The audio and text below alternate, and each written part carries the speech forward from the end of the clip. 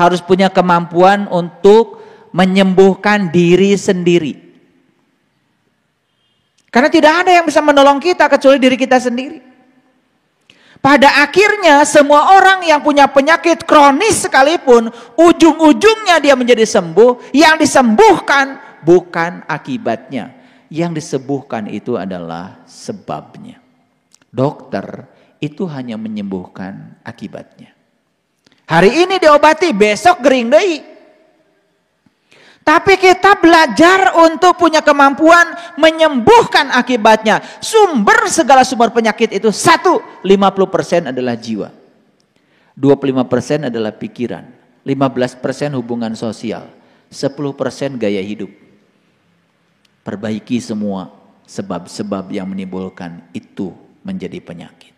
Itu namanya memiliki kemampuan untuk menyembuhkan. Karena kesembuhan fisik harus dimulai dengan kesembuhan batin.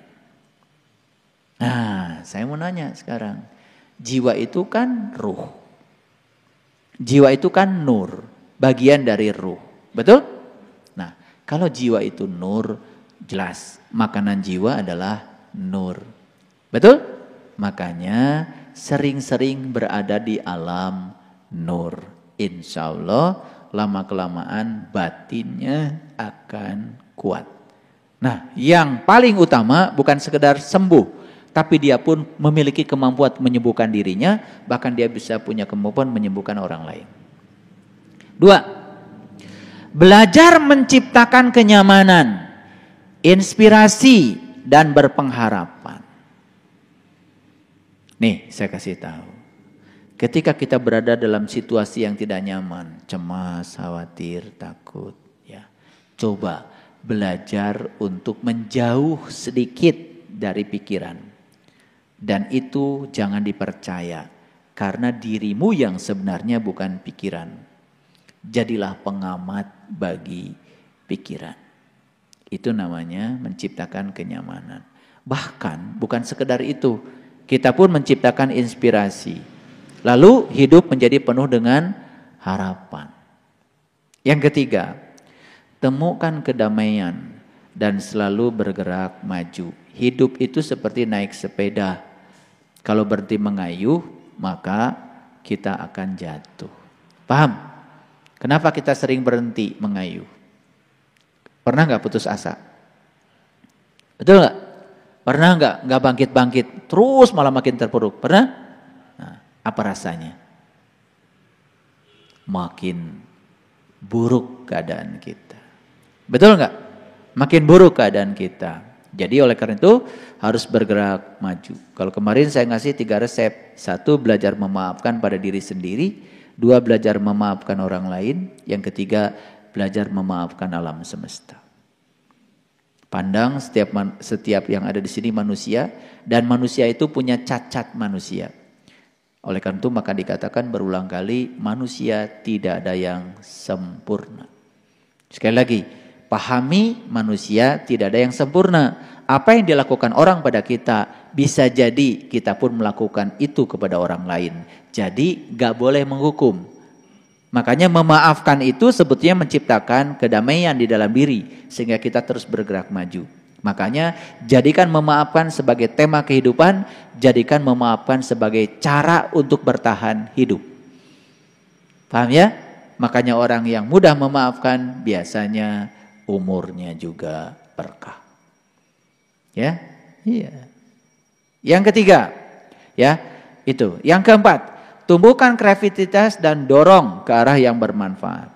Jadi hidup itu harus kreatif ya. Dan dorong diri ke arah yang lebih bermanfaat. Jadi jangan gitu-gitu aja hidup itu, harus ada seninya. Ya, sabar itu seni ternyata. Ya? Iya.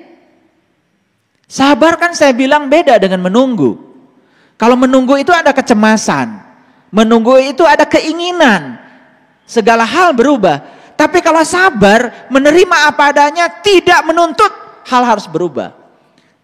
Tapi yang paling bagus adalah kita lepas dari apa? Dari kecemasan, dari rasa khawatir. Jadi ketika kita sabar, kita akan bisa mengambil keputusan di tempat yang sejuk dan tenang. Itu sangat menguntungkan, sangat menguntungkan. Ya. Nah, kemudian yang berikutnya, tetap terbuka dan selalu periang.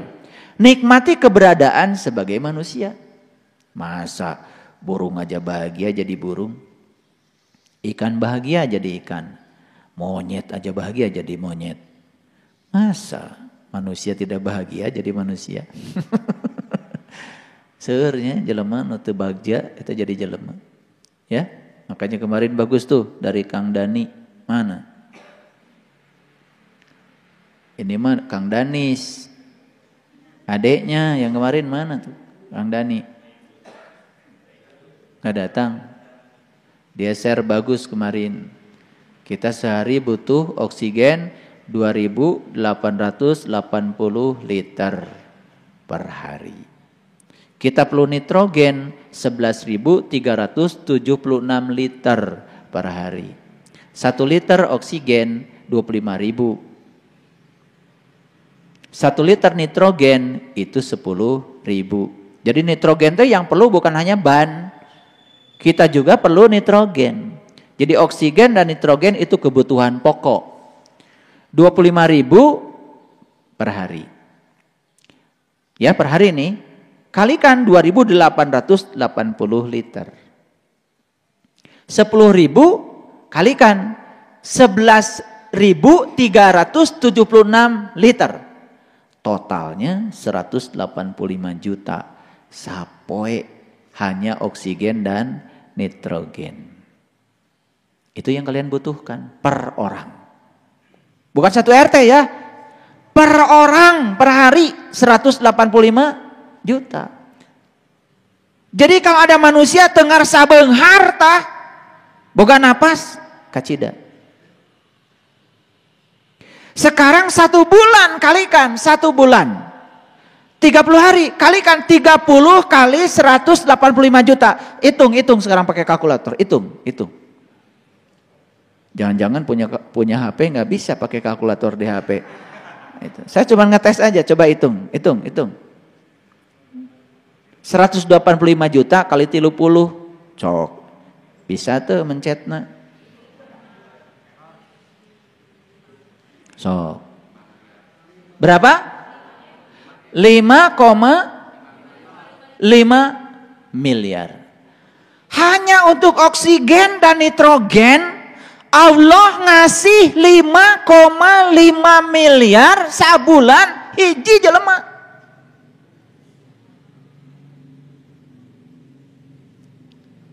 Benghar nggak kita ini punya napas? Aduh. Wah itu. Kamaran nawai. Itu kalau pikiran sempit itu. Tidak punya kesadaran apa-apa. Rasa syukur tidak ada. Mengerikan. Betul nggak? Tidak ada yang lebih berharga dari nafas. Sepanjang nafas masih ada pada diri kita, semua hak guna pakai melekat pada diri kita. Hari ini, saat ini kita berhenti bernapas, semua hak guna pakai kita pindah kepada orang lain. Gak ada milik kita. Semua di dunia ini hanya hak guna pakai. Kan aya sertifikat napa? Eta mah kertas. Gak ada gunanya. Gak ada orang mati bawa sertifikat. Betul nggak? Iya. Jadi itu semua berharga ketika napas masih ada pada diri kita.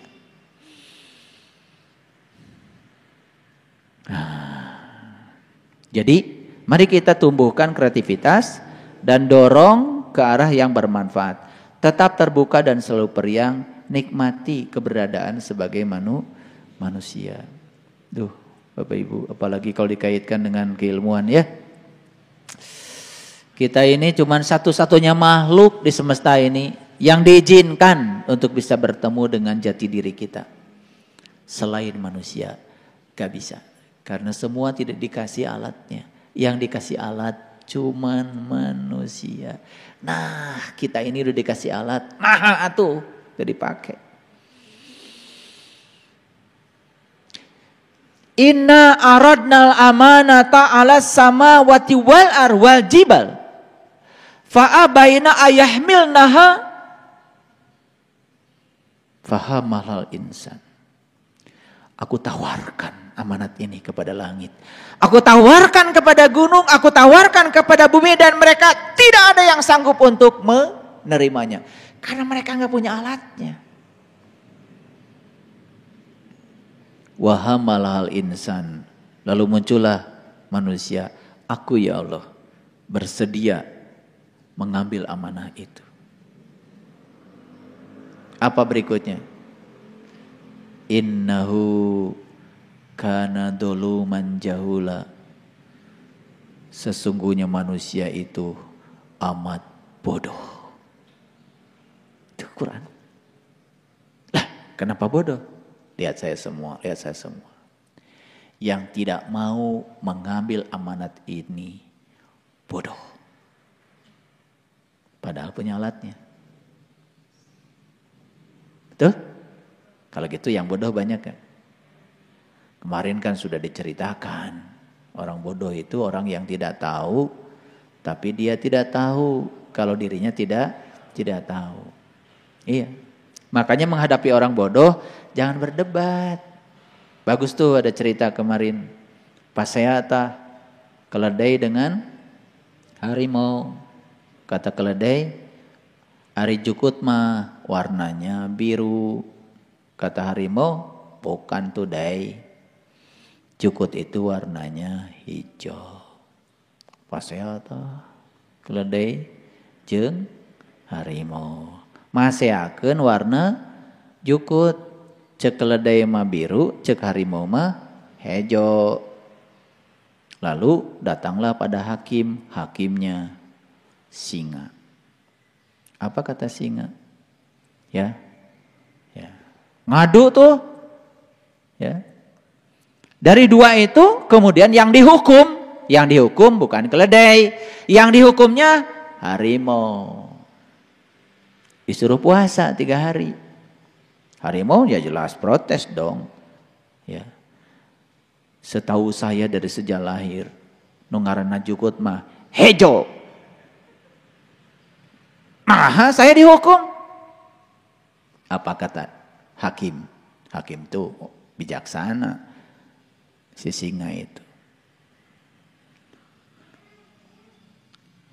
Yang saya hukum bukan persoalan benar salah tentang warna rumput. Tapi yang saya hukum adalah kamu sudah tahu kalau rumput warna hijau, nah maka pasea jeung anu nyebutkeun rumput warna biru. Paham? Kalian suka gitu, kecentilan spiritual. Orang gak ngalamin, ajak berdebat. Suruh memahami yang kalian alamin. Ya gak nyambung. Jadi yang harus dihukum tuh kalian. Makanya yang suka debat-debat itu nanti saya hukum. Emang saya gak pernah ngehukum? Memang saya tidak tahu? Tahu. Saya tahu. Gak usah cerita sama saya karena saya tahu. Ya, saya selalu doakan. Karena hukuman itu kegelapan. Jadi saya berharap kalau kita sudah meyakini sesuatu, apa yang kita yakini berdasarkan pengalaman kita, tidak usah dibicarakan pada orang lain yang tidak mengalami. Betul? Ya. Ada orang mengatakan garam itu getek. Engkeun we antap eker-ekerna. Nah, meni ribut, datang ngarugikeun orang. Manya cenah eta. Apa nari uyah mah pangset. Cek si eta uyah getek. Da urang mah can pernah ngadar uyah getek. Nu aya teh uyah mah pangset. Dar pasea jeung nyebutkeun getek. Atuh da nu bodoh teh maneh. Ngadon ngajak pasea. Paham? Nah, lihat saya semuanya. Lihat saya semua. Jadi, mulailah belajar bijaksana. Kalau kalian udah bijaksana, al-insanu sirri wa anna syiru. Kamu itu rahasia aku, kata Allah. Aku juga rahasia kamu. Kata Allah, tos. Kita rahasia-rahasiaan ya. Gitu. Makanya udah belajar dengan saya. Jangan terlalu banyak bicara. banyak berbuat saja. Betul? Yang berikutnya, menjaga perspektif dan rasa humor. Lihat saya semuanya. Jadi kalau punya masalah besar, kuncinya cuma 2. 1, jaga sudut pandang terhadap masalah itu. Yang kedua, anggap itu malah lelucon. Dan semua yang di dunia mah permainan. Makanya orang yang kurang rasa humornya, ya itu, lihat wajahnya serem. Ya. Jadi nanti kalau milad, kalian nyiapkan tema untuk stand up komedi 2 menit. Bikin sesuatu yang menarik. Semua nanti saya suruh stand up komedi. Iya.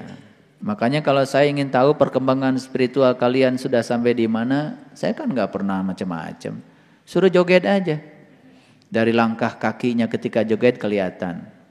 Ya, iya. Yang spiritualnya nggak kemana-mana mah, hese ngalangkahkeun suku ge. Iya. Betul nggak? Iya. Musik ke mana, nu nyanyi ke mana, nu joget ke mana. Tepuk we. Ya. Tidak selaras. Iya. Kayaknya nanti saya tes satu-satu. Atau saya suruh joget semuanya, saya lihat aja dari kejauhan. Kelihatan sama saya. Iya. Betul nggak? Iya. Musiknya lambat, ya jogetnya gancang. Udah nggak benar. Pasti spiritualnya nggak nyambung itu. Makanya musiknya lambat, jogetnya gancang. Itu berarti nggak nyambung. Betul nggak? Ada, saya juga suka lihat. Musiknya lambat, hari jogetnya nggak semangat ya. Nggak benar itu. Udah nggak benar pasti. Makanya sesekali nanti saya mau ngundang orang yang bisa nabuh tarawangsa. Saya suruh, mau saya lihat gerakan kalian itu sampai mana. Kalau masih banyak yang ditahan ya, jaim, itu jogetnya tuh nggak jelas, kaku. Gampang kalau saya lihat kemajuan spiritual, cenah joget kelihatan. Atau suruh mencet odol. Ya, milikilah rasa humor. Hidup itu sebetulnya permainan. Ya, kita ini sudah terlalu serius bertahun-tahun. Dan keseriusan itu penyakit. Betul nggak? Makanya ngaji dengan saya kan ketawa-ketawa. Siapa yang ditertawakan kalian? Ya, dirimu sendiri. Karena udah kebanyakan ngomongkan batur. Ya, mentertawakan orang lain sudah terlalu banyak. Makanya banyak humor. Betul nggak? Lihat ya. Berikutnya, hargai kehidupan dan alami sukacita setiap saat. Catat ini, penting. Ya. Pelajari pikiran, pelajari sikap, pelajari perilaku yang membuat masalah menjadi tambah buruk dan segera mengubahnya. Nih lihat saya semuanya. Jadi coba kalau ada masalah, selidiki itu. Pikiran mana sih yang membuat masalah tambah buruk? Sampai ketemu tuh jawabannya. Cak. Oh ternyata yang membuat saya sakit hati itu bukan orang lain ya. Tapi pikiran saya tentang orang. Karena saya ekspektasinya terlalu besar pada orang itu. Saya berharap dan saya ingin orang itu baik pada saya. Giliran tidak baik maka saya sakit hati. Sakit hati bukan karena orang itu tidak baik. Pikiran kita ingin agar orang itu baik. Kapanggih ti dieu. Penyakit teh ti dieu geuningan dia. Udah kapanggih penyakitnya mulai sekarang. Saya tidak punya keinginan lagi tentang orang. Biarkan saja.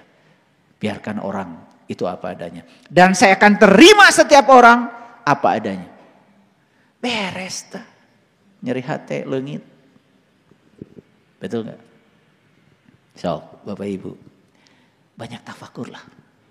Ini yang saya omongkan ini sari-sari dari apa yang saya rasakan, saya tafakuri masuk sini. Baik, kita lihat. Belajar untuk lebih berbahagia dan lebih puas dalam segala hal. Makanya untuk bisa begini, satu kuncinya, lihat saya. Jangan pernah berkata seharusnya bukan begini. Kudu nama lain kieu. Jangan. Terima segala sesuatu apa adanya. Hindari pikiran untuk berbicara kudu nama lain kieu. Maka begitu kita bilang seharusnya bukan begini, langsung kita tidak puas. Dan kita tidak akan mengalami yang namanya kebahagiaan. Selanjutnya, belajar untuk melepas dan lebih menerima agar kebijaksanaan alamiah mengambil alih. Jadi yang saya bicara di sini bukan kebijaksanaan yang dilatih, kebijaksanaan alamiah. Dari mana munculnya? Belajar melepas. Memperlebar kemampuan untuk menerima apapun. Nah, selanjutnya belajar hidup dengan cara-cara yang sehat dan efektif, jangan bereaksi terhadap masalah-masalah kecil. Ya. Jadi belajar hidup dengan cara-cara yang efektif sudah saya jelaskan tadi ya. Kalau ke dapur piring berantakan, tong gogorokan. Kumaha ieu teh piring berantakan ya? Jangan, cuci. Selesai? Itu. Kalau lihat berantakan nih di lantai, jangan marah-marah. Ya. Siapa nih yang ngotori lantai? Jangan. Ambil sapu, sapu. Beres? Sok, mulai dari gitu. Ah, keren. Keren. Kalau nggak punya uang jangan mengeluh, gawe. Coba, pasti punya uang. Ini mau berkunjung ke sini, nyerita kesusahan. Berkunjung ke sini, cerita kesusahan. Berkunjung, atau tambah teboga duit. Satu waktu habis, yang kedua ngomong kesusahan, yang ketiga pikiran jadi rasa. Rasanya sudah susah, jadi realita, tambah hese. Paham? Jadi kalau nggak punya uang, tahu caranya? Kerja. Itu aja, satu kata. Paham ya? Itu namanya efektif. Saya kemarin ngobrol nih sama Anjas sama Sandy. Bagaimana saya bisa sampai di Bandung?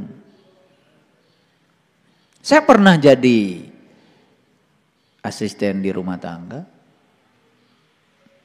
Saya pernah jadi tukang cuci mobil. Saya pernah jadi tukang bereskan tai burung. Saya pernah jaga kolam renang untuk menyucikan orang yang berenang, termasuk celana dalamnya. Saya lakoni semua, dan satu, saya tidak merasa itu sebagai sebuah penderitaan. Dan satu, saya tidak pernah mengeluhkan itu, termasuk saya tidak pernah berkirim surat sama orang tua saya tentang apa yang saya alami. Itu bagian yang harus saya jalani. Dan saya tidak mungkin sebesar yang hari ini kalau saya tidak melalui fase-fase seperti itu. Nikmati aja. Ya. Dari kecil orang tua saya bilang, kamu pengen jajan? Ya udah. Buburu. Jadi di samping rumah kami itu ada pabrik tahu. Dan pabrik tahu itu perlu air banyak. Ya, dari pabrik tahu ke sumber air, itu ada namanya Sungai Cibentang di tempat saya itu, sekitar 3 kilo. Jadi untuk satu drum air itu saya berjalan 3 kilo, ngambil dari sungai, dipikul. Itu bawa 2 ember. Itu satu drum itu bisa sampai 10 kali. Jadi satu bolak-balik aja udah 6 kilo. Ya. Jadi kalau 10 kali 60 kilo, berapa ongkosnya? 25 perak. Karena mengeluh tidak akan pernah membuat kita jadi bisa jajan. Gak ada satu cara. Kalau hari Minggu saya pergi ke hutan, saya ambil kayu bakar dan saya jual ke tetangga. Gitu. Tidak ada yang bisa menolong kita kecuali diri kita sendiri. Jadi saya praktekkan dalam hidup saya dan itu sangat luar biasa. Jadi para sahabat, saya memberikan tips hari ini, cobalah belajar untuk hidup dengan cara yang sehat dan efektif. Itu. Tuh? Paham ya? Iya. Punya halaman, pelakan. Melak. Makanya banyak yang heran datang ke rumah saya. Halaman segitu ada pohon nangka, ada pohon pepaya, ada pohon mangga dan berbuah terus. Yang lebih bingung lagi apa? Ini pohon nangka, ini pohon mangga, nggak ada sedikit pun celah, tetapi di tengahnya ada pohon pepaya. Kan pepaya itu kan itu banyak regangnya, betul nggak? Banyak yang bingung, kumaha ta carana? Tanya kata saya teh karena tanggal gedangna, kumaha bisa gitu. Ya, sehingga saya menikmati tiap pagi, ya pepayanya enak. Luar biasa. Ya, iya. Belajar untuk menjadi optimis secara tulus dan menyerahkan diri secara terbuka terhadap rasa sakit. Jangan melawannya. Yang tadi saya bilang ya, kalau sakit itu biarkan aja, jangan dilawan. Berpalinglah kepada Tuhan dalam keadaan baik ataupun buruk. Nah, ini masalah. Kita itu suka berpaling pada Tuhan kalau keadaan buruk. Jadi kalau orangnya sudah tinggi kesadarannya, berpaling kepada Tuhan itu di segala keadaan. Ya, praktekkan belas kasih dan kebaikan dalam hidup sehari-hari. Karena kasih adalah kekuatan yang paling menyembuhkan. Nih, saya kasih tahu ya, walaupun kita cuma membantu orang, ya, sepeser, 2 peser, aduh, keren deh, keren, ya, makanya, ya, untuk bahagia itu sederhana, jadilah seorang pelayan, ya, jadilah seorang pelayan. Jadi habiskan hari-hari kita untuk membahagiakan banyak orang. Ayo deh, lakukan, mulai. Ya, mulai lakukan ya. Cuman sekedar menyapa orang, cuman sekedar memberi makan pada orang, cuman sekedar ngasih suguhan ketika orang datang ke rumah dengan penuh keikhlasan. Itu semua adalah trik untuk membuat hidup kita penuh sukacita, dan itu keren. Belajarlah kepada orang yang sudah berhasil menjalani hidup, yaitu mereka yang telah berhasil menjadi pelayan bagi orang lain. Nih saya kasih tahu.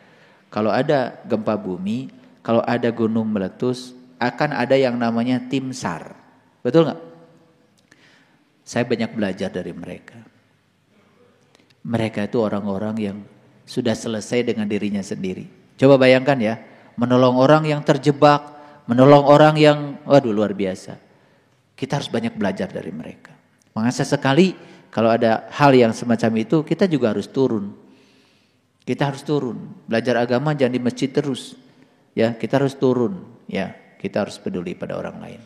Fokuskan perhatian kepada aspek-aspek terdalam dari diri kita dan aspek-aspek terpenting dalam diri kita. Aspek terdalam dari kita adalah ruh. Aspek terpenting dalam hidup kita adalah ya, apa yang paling penting dalam hidup kita? Melayani orang-orang penting. Siapa orang penting? Semua orang yang sedang berada dengan kita saat ini, di sini, sekarang. Karena saat ini ada saat yang paling penting. Masa lalu tinggal sejarah, masa depan tinggal misteri. Masih misteri. Dan hari ini Bapak Ibu sedang bersama saya, ini saat yang paling penting. Lakukan tindakan yang penting.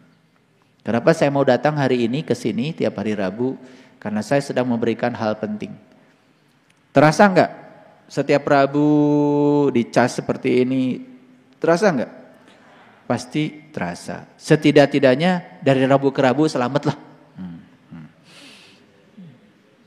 Dari Rabu ke Rabu selamatlah paling. Ya udah, terima kasih.